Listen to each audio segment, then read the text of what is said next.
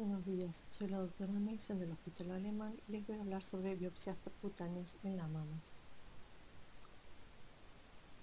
El cáncer de mama es la primera causa de muerte por cáncer en mujeres en nuestro país. Se producen alrededor de 5.600 muertes por año, según los datos del Instituto Nacional del Cáncer. Para detectarlo en forma precoz, utilizamos la mamografía.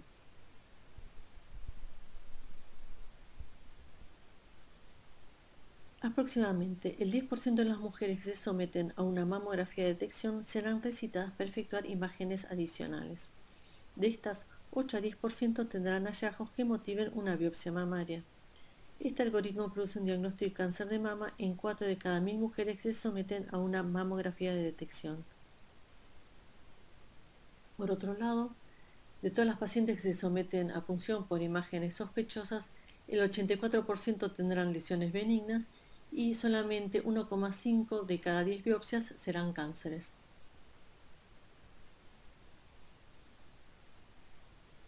Esto generó el desarrollo y ahora uso generalizado de la biopsia percutánea. Se ha demostrado que la biopsia mínimamente invasiva presenta ventajas frente a la biopsia quirúrgica. Incluyen la ausencia de cicatrices, ausencias de cambios en las mamografías futuras, menor costo y recuperación más rápida del paciente. Observen esta fotografía. Se visualiza la marca del compresor fenestrado por la punción que se efectuó hace unos minutos.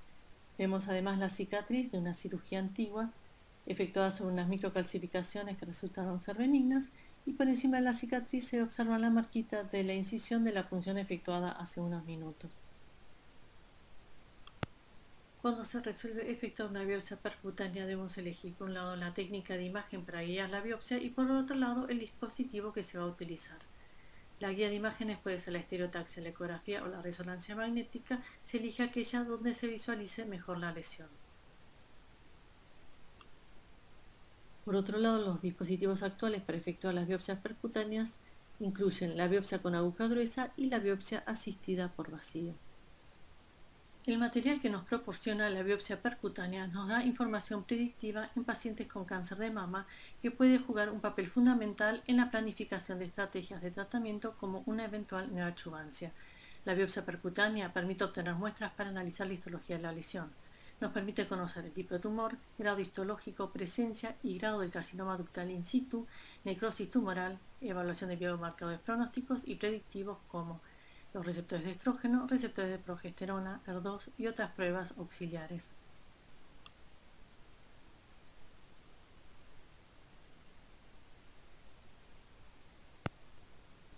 ¿Qué pacientes entonces les vamos a solicitar la biopsia percutánea?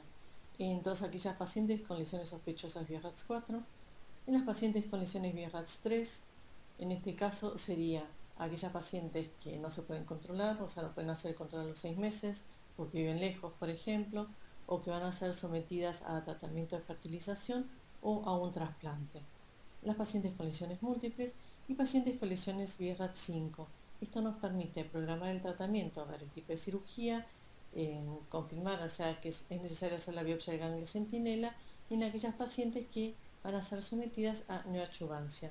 Ya tenemos que tener el diagnóstico previo. En la biopsia con aguja gruesa utilizamos un disparador automático. La aguja es de corte y los diámetros utilizados son de 12 a 14 gauge. El dispositivo se retira completamente para la toma de cada muestra. Cuando efectuamos la punción con aguja gruesa, se debe colocar la aguja por delante de la lesión. Luego se efectúa el disparo, quedando la muestra dentro de ella. Para retirar la misma se debe extraer la aguja totalmente de la mama. Se debe introducir la aguja dentro de la mama tantas veces como muestras se deseen obtener, generalmente entre 3 y 5. En la biopsia asistida por vacío se utiliza un dispositivo automatizado de aguja gruesa que es asistido por vacío y montado sobre un muelle rotativo. Las marcas más utilizadas son Suros y Mammotome. Bien, ¿cómo funciona un dispositivo de biopsia asistida por vacío? Una vez colocada la aguja en el lugar a biopsiar, se activa el vacío. La muestra es succionada suavemente hacia el interior de la aguja. Luego, una cuchilla giratoria de alta velocidad corta el tejido y captura la muestra. Se detiene la cuchilla, se retira El sistema de vacío transporta la muestra a una cámara de recolección. El tamaño de las muestras varía en relación con el tamaño de las agujas. Debido al vacío que se aplica sobre los tejidos, las muestras presentan generalmente un mayor tamaño y volumen que en las biopsias con aguja gruesa. Pasaré a explicar la punción guiada por estereotaxia. Utiliza rayos X para localizar la lesión. Los equipos que disponemos pueden ser verticales u horizontales. ¿Cómo funciona la estereotaxia? En el esquema vemos la mama comprimida por un lado y por el otro lado el tubo que se puede rotar 15 grados hacia ambos lados. La técnica se basa en realizar un paralelo entre el cambio de posición aparente de la lesión con respecto a una marca fija en el equipo. Se toman las placas con 15 grados de diferencia, lo que genera un ángulo de 30 entre una toma y otra. Estas imágenes obtenidas desde distintos ángulos de la lesión generan un desplazamiento aparente de la misma. Esto es lo que permite al equipo calcular la profundidad de la lesión en el eje Z. Fíjense de nuevo el mismo esquema. Realizamos una primera radiografía con el tubo a 0 grados. Confirmamos que la lesión se encuentra en la ventana del compresor. Luego efectuamos las imágenes a más y menos 15 grados. Observen cómo la lesión impresiona haberse desplazado. Para que el equipo pueda calcular el eje Z, simplemente colocamos una marca en la zona central de estas dos estereoimágenes que nos proporciona la profundidad que debemos introducir la aguja. Los sistemas verticales se añaden al mamógrafo existente, ocupan menos espacio, son más económicos. El único inconveniente es que la paciente tiene que estar sentada, si bien hoy día existen camillas que se adaptan para que la paciente pueda estar recostada. Con la camilla prona, la paciente se recuesta en posición prona, ¿sí? El procedimiento se realiza con un equipo de mamografía que se encuentra debajo de la mesa. Las ventajas con respecto al sistema vertical es que presenta menos movimiento de la paciente y menos reacciones vasovagales. ¿Cuál es la preparación de la paciente? Principalmente tenemos que averiguar si está anticoagulada o antiagregada. Si está anticoagulada, debe suspender la anticoagulación 3 días antes, si está antiagregada, 10 días antes. En ambos casos debe consultar a su hematólogo. A todas las pacientes les pido que se laven con antiséptico la mama y la axila homolateral 2 noches previas y la misma mañana del procedimiento. No ayunar, es más, debe desayunar aunque sea liviano, venir acompañado y si quiere tomar un ansiolítico, esto es opcional.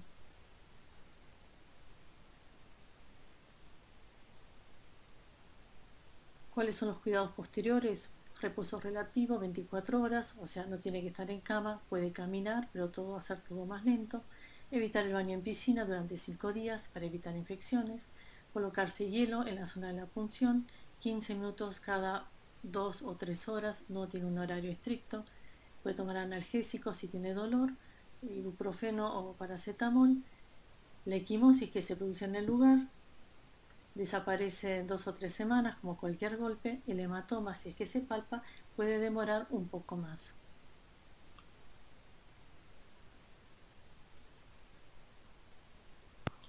¿Cuáles son las lesiones que se van a punzar bajo guía estereotáxica?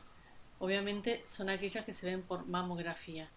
¿Cuáles son? Microcalcificaciones, asimetría, distorsión y nódulo radiológico. Existen en el mercado distintas mesas de punción. En todos los casos, la mama cae péndula por un orificio en la camilla de punción. Bien, pasaremos ahora a ver el posicionamiento de la paciente. Para posicionar a la paciente debemos saber dónde localizar la lesión. Para eso debemos recurrir a la mamografía que dio origen a la indicación. Debemos evaluar en qué incidencia se visualiza mejor y cuál es la distancia más corta desde la lesión al nódulo. En este caso, la distancia más corta es desde externo. Como dijimos, la lesión localiza en hora 4, por lo que vamos a ingresar desde externo. Posicionamos a la paciente colocando la mama con la lesión dentro del orificio. La mama contralateral estará sobre la camilla. Los brazos los colocaremos al lado del cuerpo, hacia atrás. La cara va a estar mirando hacia el lado contralateral. Esto permite una mejor caída de la mama. Cuando la lesión es muy posterior, como en este caso, introducimos el brazo homolateral por el orificio junto con la mama. Comprimimos la mama y confirmamos que la lesión se encuentre en la ventana, dentro de la ventana del compresor. Esta primera imagen es la que nos aporta la información sobre la lesión en los ejes X e Y. Posteriormente efectuamos las estereoimágenes a más y menos 15 grados. Recuerden que lo que decíamos, el desplazamiento aparente de la lesión. Lo único que tenemos que hacer nosotros para que el equipo nos pueda calcular la profundidad de la lesión en el eje Z es colocar los targets en el centro de la lesión. Aquí podemos observar las imágenes en estereotaxia con los targets en las zonas que queremos punzar. En el medio están los valores, tanto los ejes X, Y y Z de cada uno de los targets. Estos valores son los que se transmiten a la mesa de punción, permitiendo el ingreso de la aguja en el lugar exacto. Bien, pasaremos a hablar entonces de la biopsia con aguja gruesa. Previo a asepsia y anestesia de la piel, efectuamos una pequeña incisión de aproximadamente 3 milímetros e introducimos la aguja hasta el valor que nos indica en la pantalla. Bien, tenemos nuestra lesión para punzar con aguja gruesa. Generalmente son nódulos. Ya hicimos las estereoimágenes que nos permiten calcular la profundidad. Se introduce la aguja justo proximal a la lesión y se toman las imágenes para confirmar la localización correcta. Se toman también imágenes post-disparo para confirmar que la aguja haya atravesado la lesión. En la punción con la aguja gruesa, la cantidad de muestras es limitada. Debido al sangrado, las últimas muestras presentan fragmentos fibrinahemorrágicos. Se comienza siempre con la toma central, que se supone que es la mejor. Continuamos con las tomas inferiores, las laterales y sobre el final la superior.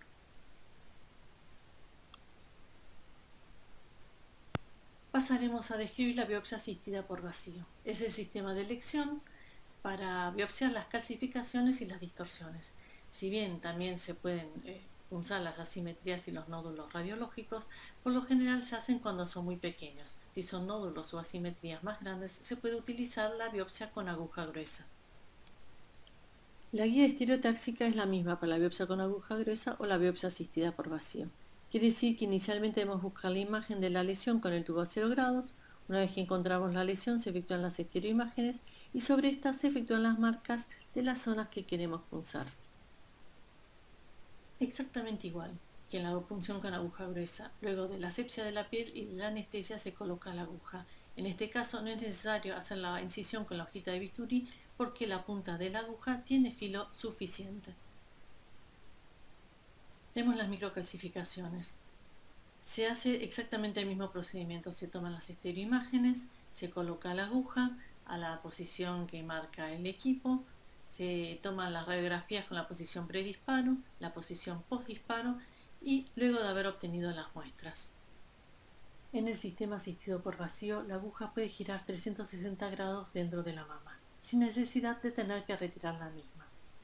Debido a que succiona la sangre durante la punción, demora la formación del hematoma, permitiendo mejor calidad de las muestras. Son menos hemorrágicas. El rango de agujas o de calibres de agujas utilizados varía entre 11 a 8 gauge. Cuanto menor es el número, mayor es el diámetro de la aguja. Esto permite la obtención de grandes muestras de tejido contiguas. Aunque las muestras se obtengan generalmente en forma circunferencial alrededor de la lesión, la biopsia asistida por vacío ofrece la opción de un muestreo seleccionado, ¿sí? Uno puede elegir tomar más muestras, por ejemplo, entre las horas 4 y 8. Las muestras obtenidas van a la cámara de recolección.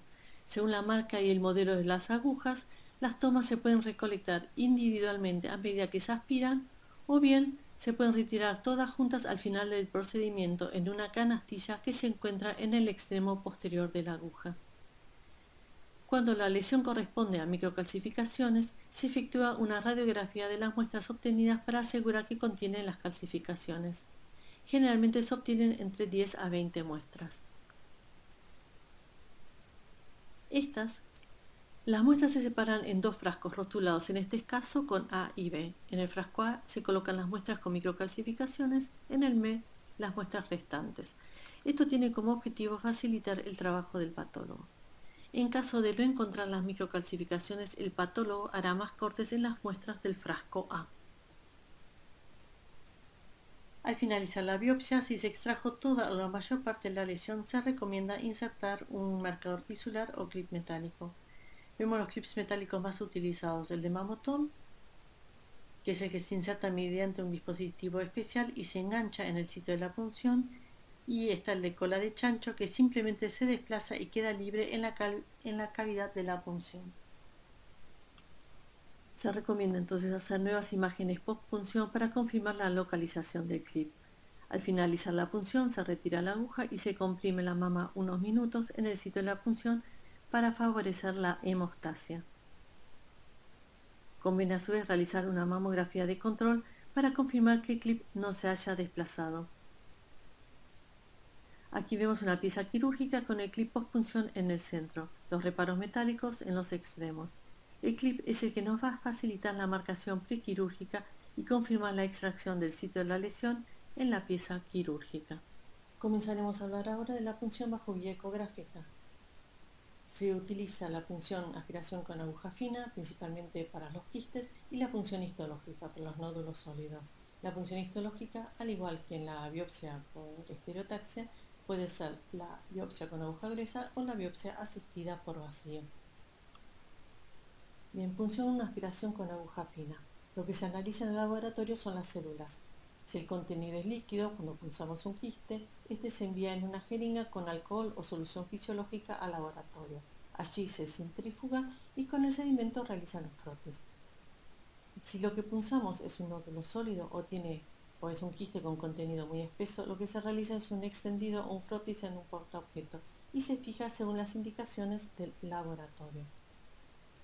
Fíjense, aquí tenemos un quiste, introducimos la aguja, aplicamos presión negativa con la jeringa, aspiramos el líquido, dejamos de efectuar la presión negativa y retiramos la aguja. En la biopsia con aguja gruesa el sistema es el mismo que se utiliza bajo guía estereotáxica. La única diferencia es que usamos agujas más grandes o más largas en realidad cuando se hace la biopsia por estereotaxia que cuando se utiliza por ecografía.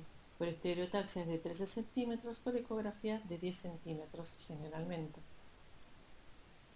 Fíjense, vemos aquí la imagen nodular, colocamos la aguja por delante, le hacemos un disparo, extraemos la aguja, volvemos a introducir la aguja y hacemos varios disparos en distintas zonas del nódulo. En la biopsia asistida por vacío bajo ecografía se utiliza la misma aguja o el mismo sistema que se utiliza bajo guía estereotáxica. La única diferencia es que la aguja se coloca por debajo del nódulo y se van tomando las muestras desde abajo hacia arriba. Bien, ¿en qué casos vamos a realizar la biopsia con aguja gruesa? La indicación principal son los nódulos sólidos bajo guía ecográfica. ¿Podemos efectuar la biopsia con aguja gruesa bajo guía estereotáxica? Obviamente sí, pero si encontramos un nódulo radiológico, conviene buscarlo por ecografía, porque la punción bajo este método, bajo la guía ecográfica, es mucho más sencilla, más rápida y menos molesta para la paciente. ¿En qué casos vamos a hacer la biopsia asistida por vacío? En las microcalcificaciones, en las distorsiones, asimetrías o pequeños nódulos radiológicos. Es cierto que también se puede hacer la biopsia con aguja gruesa de estas lesiones, pero el porcentaje de subdiagnóstico aumenta. Las complicaciones más frecuentes son los hematomas, también existen infecciones, pero son infrecuentes. Bueno, ¿cuáles son las ventajas de la biopsia asistida con respecto a la biopsia con aguja gruesa? Vamos a tener mayor cantidad de tejido, por lo tanto, una mayor representación de la arquitectura histológica, insertamos la aguja una sola vez y tenemos menor tasa de subdiagnóstico. ¿Cuáles son las contraindicaciones de la biopsia asistida por vacío? Cuando las lesiones están muy cercanas a la prótesis, cuando las mamas son muy pequeñas, esto es relativo, y cuando hay discrasias sanguíneas severas, o en aquellos casos en que la paciente no puede suspender la anticoagulación o la antiagregación. Causas de los falsos negativos. Muestro incorrecto, haber punzado otra zona a la que debía ser. Características propias de la lesión, como tumores muy desmosplásicos o tumores necróticos, y la falta de correlación histopatológica radiológica. Tenemos que hacer hincapié que el procedimiento no termina cuando uno finaliza la punción, sino cuando recibe el resultado de la anatomía patológica. Siempre debemos hacer una correlación entre la anatomía patológica y las imágenes. Los resultados de las punciones pueden ser benignos, malignos o indeterminados, o sea que haya un riesgo de subdiagnóstico. Siempre debemos revisar los hallazgos radiológicos anatomopatológicos y valorar la concordancia. Las lesiones benignas concordantes por punción deben someterse a un seguimiento por imágenes. Esto es para detectar los falsos negativos. ¿Qué imágenes vamos a hacer? Mamografía y o ecografía. ¿Sí? ¿Cuándo? A los 6 o 12 meses después de haber hecho el procedimiento. Por lo general recomiendan recién a los 12 meses. Es en realidad el radiólogo el que va a establecer el plazo, teniendo en cuenta las características de las imágenes, las características de la patología de la lesión y el tipo de biopsia realizada. Subestimación de la lesión. Cuando hablamos de subestimación, cuando la biopsia percutánea nos da el diagnóstico de un carcinoma ductal in situ y luego la cirugía identifica un carcinoma invasor. Algunos diagnósticos histológicos benignos de la biopsia por aguja gruesa o la biopsia asistida por vacío puede dar lugar a una subestimación de la enfermedad. En estos casos, se justifica la biopsia por escisión para descartar una posible malignidad coexistente. La subestimación de las lesiones suelen ser mayores con agujas de menor calibre, por ejemplo en la biopsia con aguja gruesa o cuando el área de las microcalcificaciones es muy extensa. Suele ser menor con la biopsia asistida por vacío y cuando se hace un protocolo extendido. Esto que significa que cuando tenemos un área extensa de microcalcificaciones, tomamos muestras de por lo menos 2 o 3 zonas. ¿Cuáles son las lesiones que, cuando se diagnostican en la biopsia percutánea, sugerimos la exéresis? Estas son la hiperplasia ductal atípica, las neoplasias lobulillares, que incluyen la hiperplasia lobulillar atípica y el carcinoma lobulillar in situ, la atipia epitelial plana, las lesiones papilares, las lesiones mucinosas, la cicatriz radiada y el tumor filodes. Esto fue todo. Muchas gracias.